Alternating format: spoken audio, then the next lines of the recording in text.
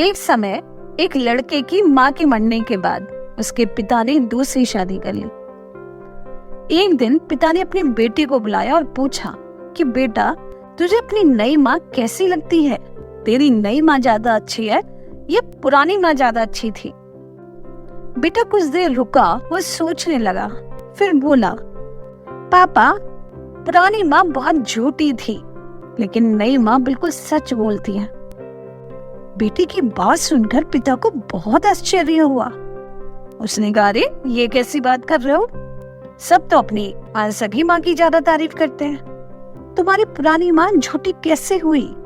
इस पर बच्चा रोने लगा और रोते रोते बोला, पापा, जब भी मैं शरारत करता था मेरी पुरानी माँ मुझे बहुत डांटती थी और कहती थी कि आज तुझे खाने को नहीं मिलेगा। और जब मैं शाम के समय खाना नहीं खाता था, अपने दोस्त के या कहीं और चला जाता था, ढूंढते ढूंढते वहीं आ जाती थी और बड़े प्यार से मुझे खाना खिलाती थी।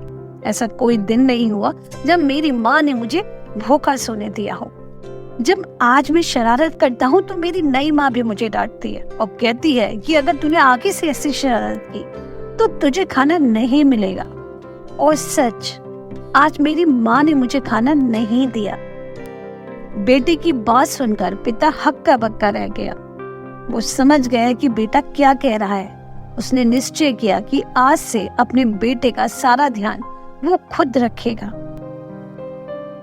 इसलिए तो कहते हैं कि भगवान जी सबकी देखभाल खुद नहीं कर सकते, इसलिए माँ बाप बनाए।